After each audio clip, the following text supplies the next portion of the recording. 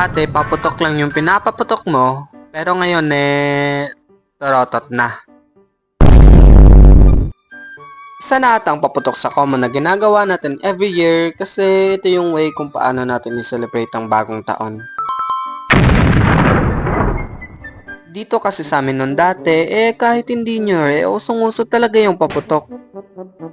At kami ng kaibigan ko na di normal yung pag-iisip, kung ano-ano na lang ginagawa namin sa paputok.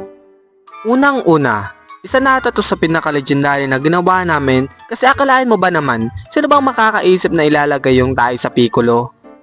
Kami lang. So ayun na nga, di ko alam kung anong pumasok sa isip sa isa sa kaibigan ko at nilagay niya yung piccolo sa ibabaw ng tae ng kalabaw na parang kandila at yung tayang kalabaw ay parang cake. At kami na walang kamuang-muang sa ginagawa niya napansin na lang namin siyang tumatakbo sa gilid and pagtalikod namin, inulanan kami ng swerte. Sunod naman yung pikolong tinatabunan ng lata. Di ko alam kung ba't namin ginagawa to, basta nakakatuwa lang siyang gawin.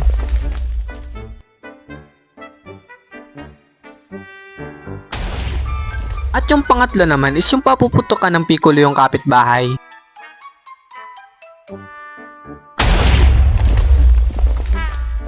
Puisit kang bata ka! Ako talaga yung mahilig sa ganito kasi naalala ko noon dati nung naggala kami ng kaibigan ko na may dala-dala kaming piccolo yung ginawa namin isinindahan namin yung piccolo at tinapon dun sa may bahay kung saan may natutulog at bigla kaming tumakbo.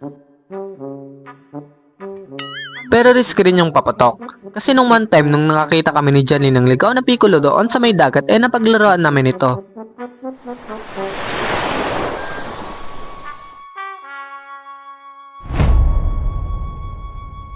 Sinindahan namin ito at tinapon sa gilid at nung 30 seconds ang nakalipas di pa rin ito pumuputok at umusok lang siya. So nilapitan ni Janine yung piccolo at sakto nung pagkuha niya bigla itong sumabog.